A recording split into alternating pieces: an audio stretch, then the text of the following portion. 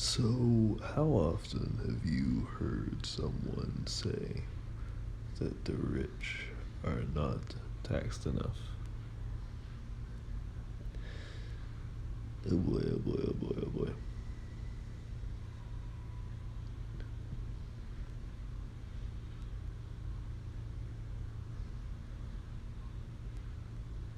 This is structurally a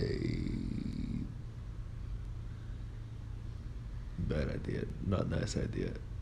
Bad idea, not nice idea. Um,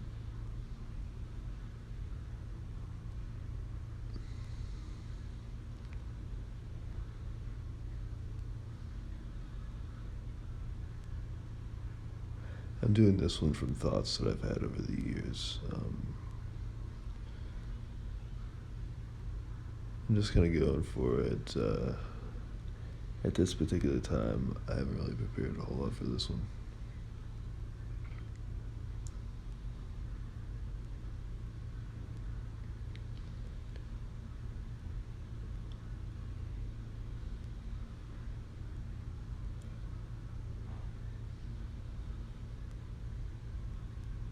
The most primary question that you may want to ask yourself is, where does your money come from? Do you go out and obtain the food that you get yourself?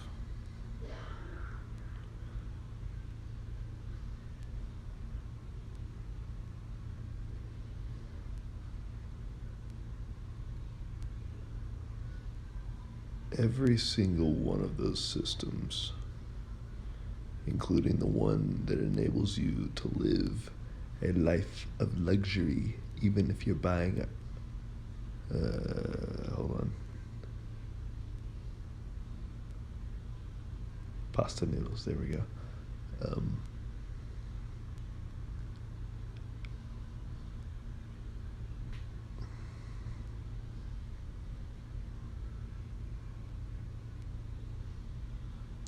All those things are in place because someone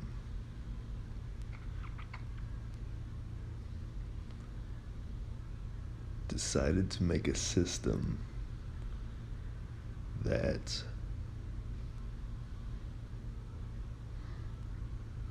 successfully enabled things to essentially come to you. Yeah.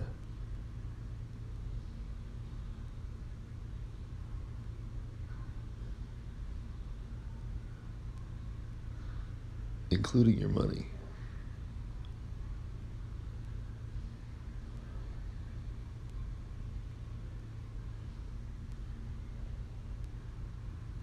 Now, if you enjoy being able to go straight to the place that enables you to nicely obtain those things,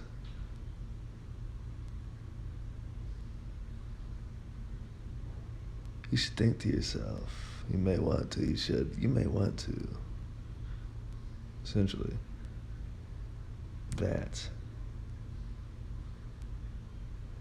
essentially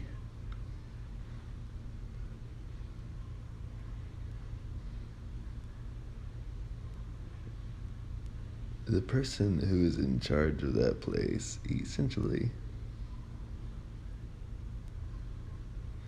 knows how to make money flow or let it or make it or let it essentially flow. Essentially.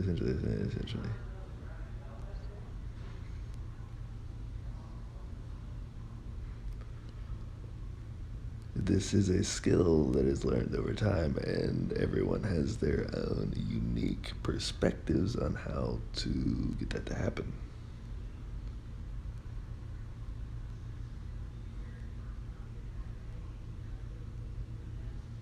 Some people would rather water flow through a tunnel. Some people would rather have water flow through an aqueduct.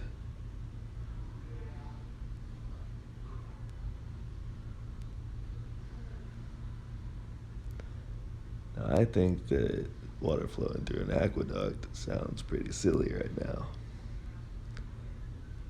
With all respect.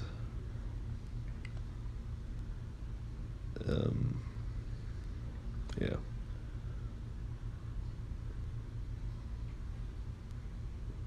It makes a lot more sense for water to flow through a tunnel.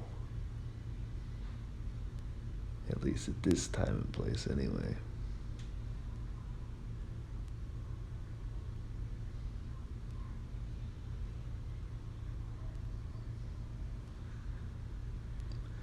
But everybody's got their own systems on how to make that happen, and there is a reason why some companies do fantastic and some companies struggle.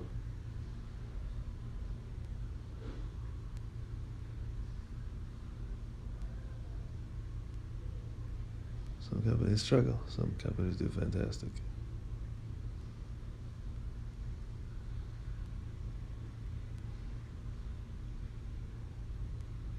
With all practical respect.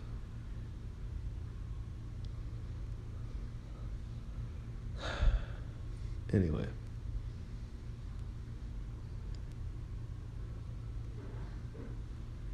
However, they are still in place. They may not be companies that I individually want to have anything to do with. Maybe they are.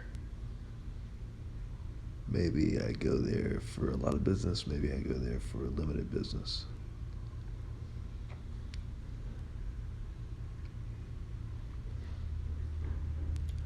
But nonetheless,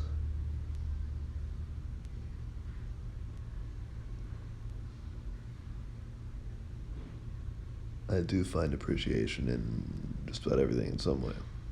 In some way. In some way. In some way. So yeah. Anyway. So, yeah.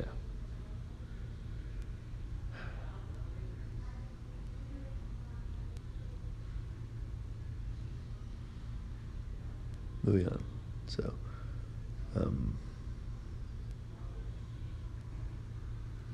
some companies, on the other hand, however, are ran fantastically.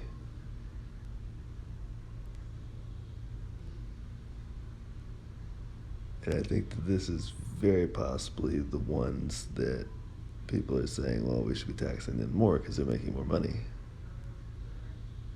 That is not how it works at all. These type of things run on percentages. If you increase the percentage of such a thing on a company,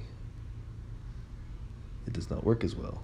And you actually make it a whole lot weaker, practically.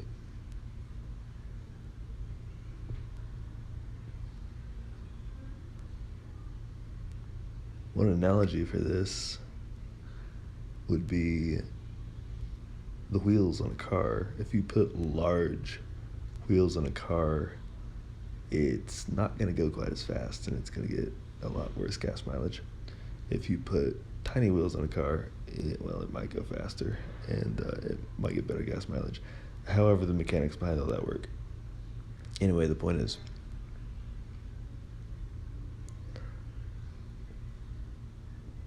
well, you want to have a proper ratio of wheels on your car, and you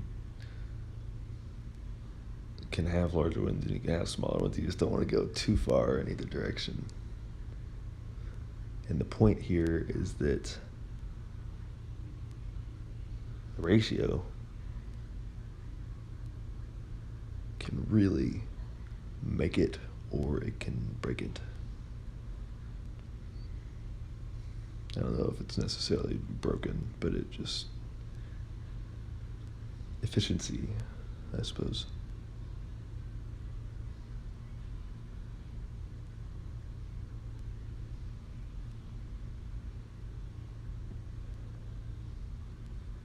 I say I'm jumping around here a little bit.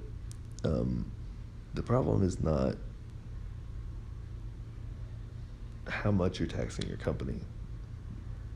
The problem is, how much does your company know how to use its people and its resources? Resources and its people.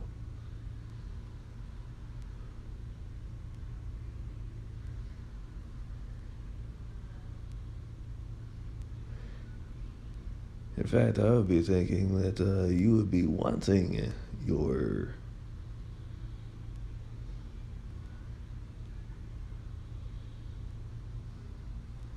CEO, leader, the head of your company to be making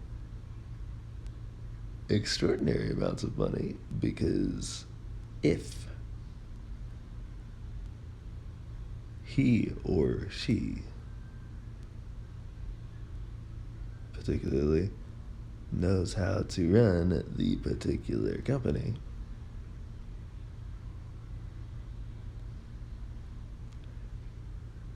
you are going to become wealthier.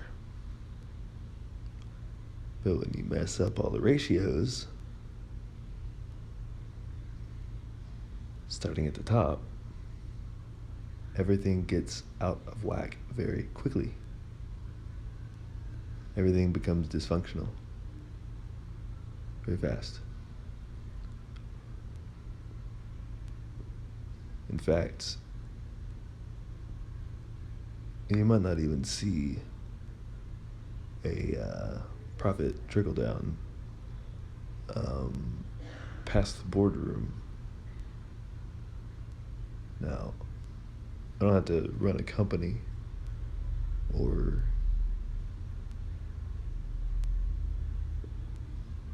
own a corporation to know how mathematics work and to know how percentages work.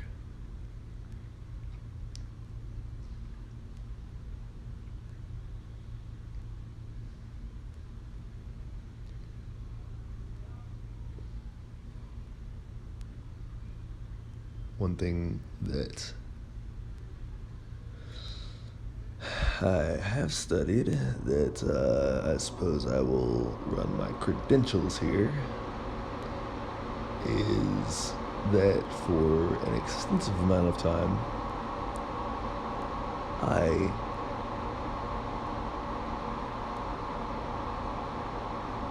have observed, paid attention to, dug deep into, and studied the stock market, which is possibly the finest example of the movement of any money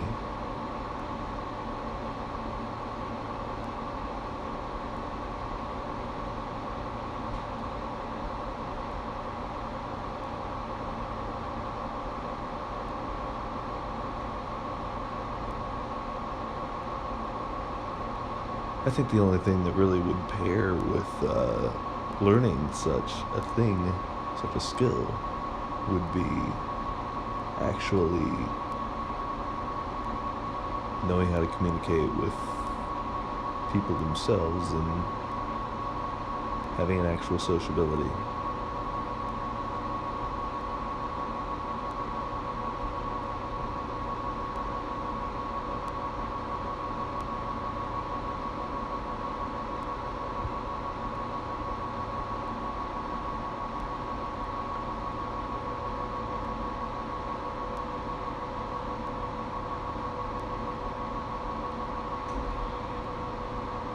So, is this something that you really want to do? Do you really want to tax the rich even more? No, what you want to do is you want to learn to negotiate. Because what that will do is that will create pressure.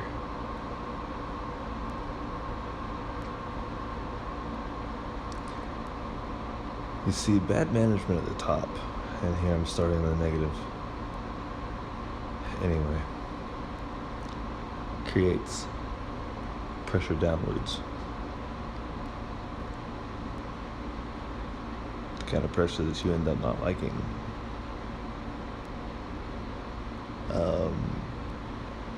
Good leadership does just the opposite. It creates a nice pressure downwards. It makes you more money. Anyway.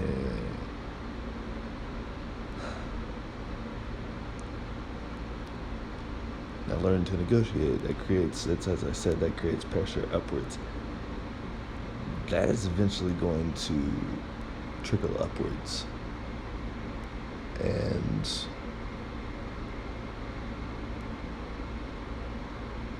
put the leader, the head, in a position to where he or she practically has or wants to decide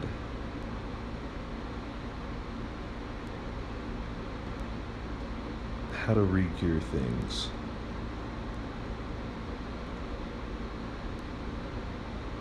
Because there's pressure coming up to that individual. If there are discrepancies coming up to that individual,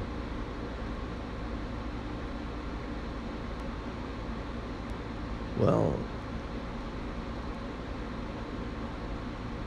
that pressure has got to go somewhere. And the pressure cannot go any higher than the head, as far as I know anyway. So that essentially gets the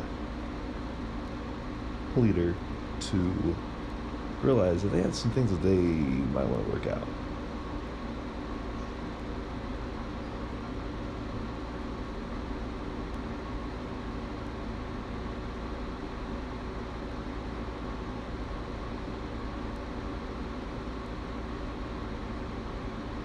Because the thing is, if you develop these skills, then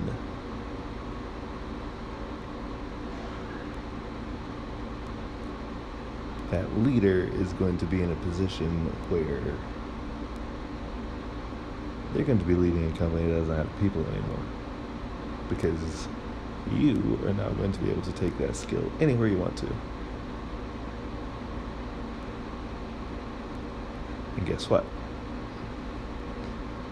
When the route that you are taking is to simply say that the guy at the top isn't treating me fairly, I'm going to complain about it. Anybody can do that. That's not a skill that you can take anywhere. In fact, that's a skill that, well, if it's a skill at all, let's call it a thing. That's a thing that it's going to irritate people. But negotiation? Yeah. Negotiation you can take anywhere. In fact, you can negotiate your way to the top. And then you won't even be thinking about the original problem.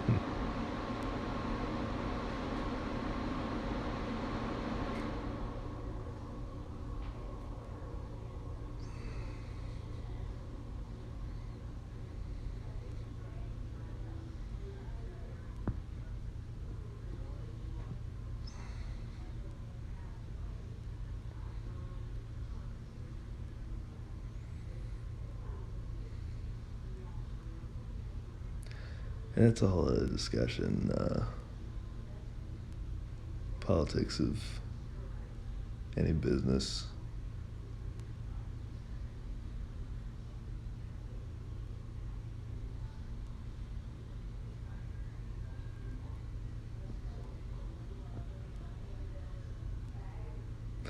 But I would say no.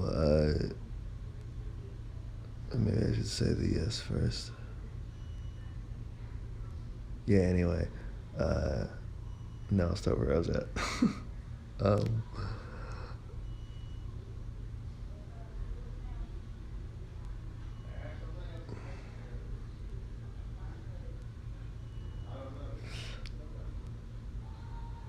You'd really be better off saying that you want the rich taxed less.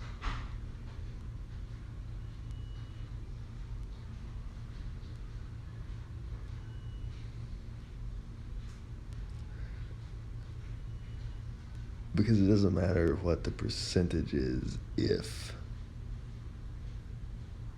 the people are corrupt. They're going to do whatever they want to anyway.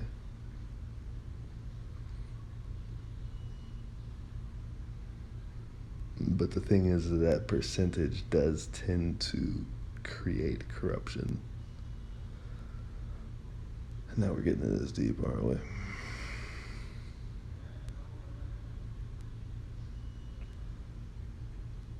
Because when you're fighting for your money your whole life and you learn that particular mindset, it does tend to create a sort of corruption. But you see, when there's an ease and a flow of money,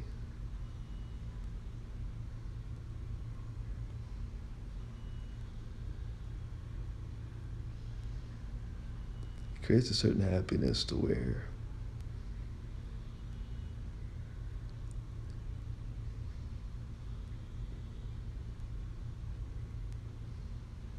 throughout the years you develop more of a mindset that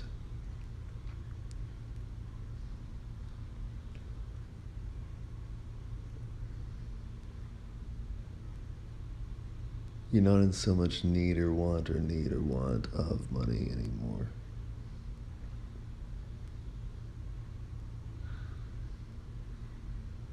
Because you have plenty at that point, no matter what the dollar value is. It could be $1 or it could be $1,000,000.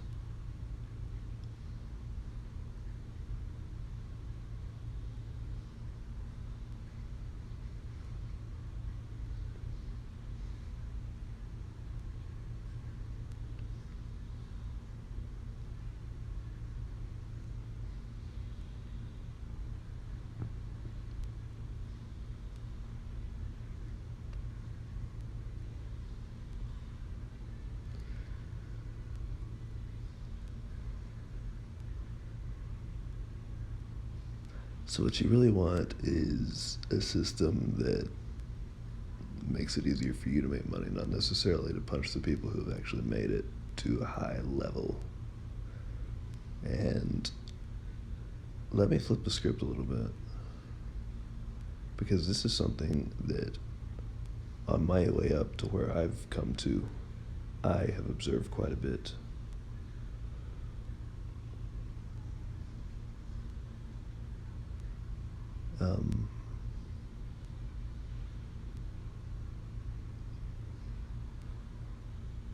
Motivation.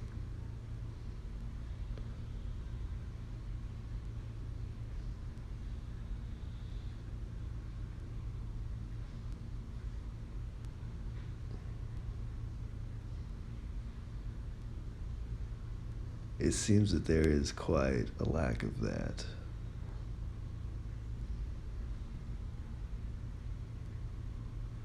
In our particular society.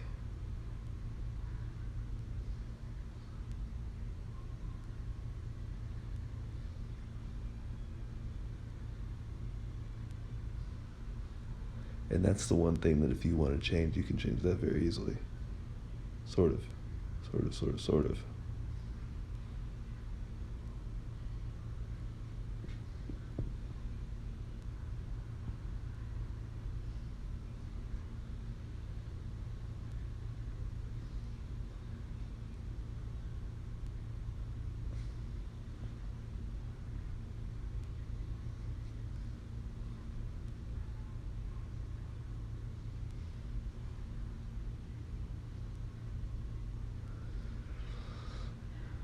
Because if you want to see your finances work for you instead of you working for your finances, that is what I've found that it takes. It does take a certain motivation. It takes a motivation to learn how to do that. Because that particular knowledge is not exactly commonplace. It's not rare knowledge. It's just that it's not talked about nearly as much as get an education, get out to the workforce, and get moving. Essentially.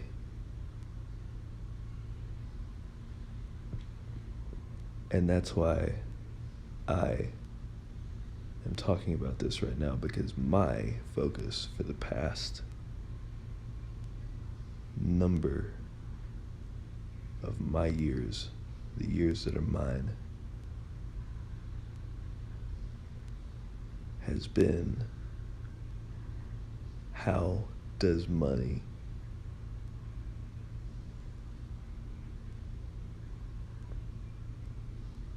actually mechanically work?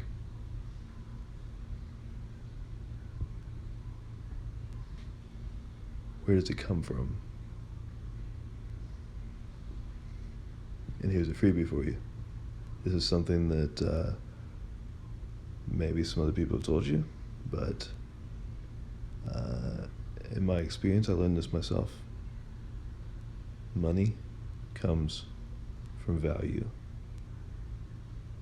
You can either find value or you can create value.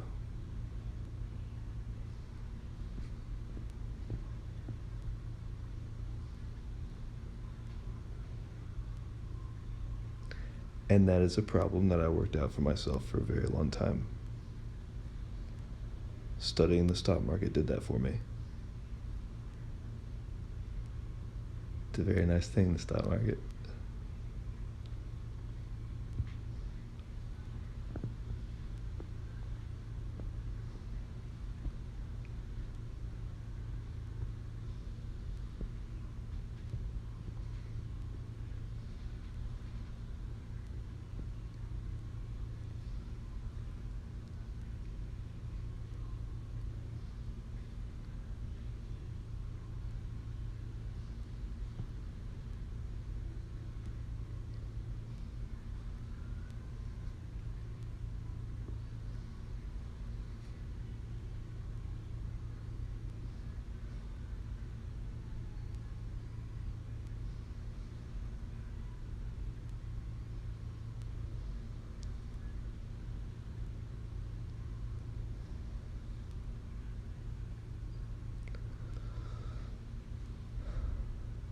I may expand on this at a different time. I may.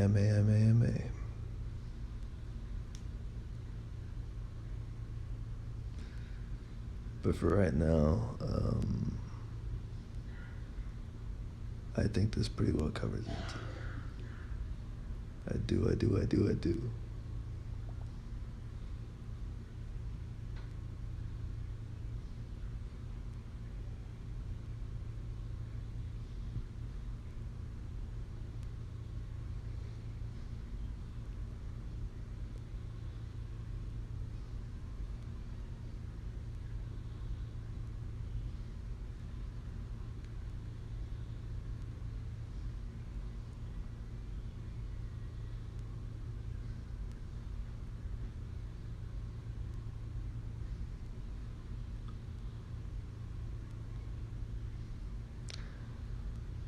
So there you go. A certain experience, quite a number of years, and a great amount of interest in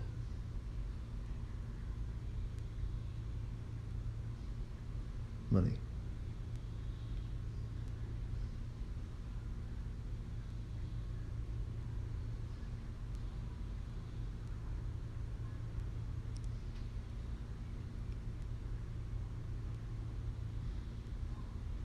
For you, from me, for you, from me, for you, from me, for you, from me. For you, from me, for you, from me. My name is Andrew Neil Schown, Mr. Screen name, Master Andruu. IVIaster space Andruu. Also, IVIaster space Andrew.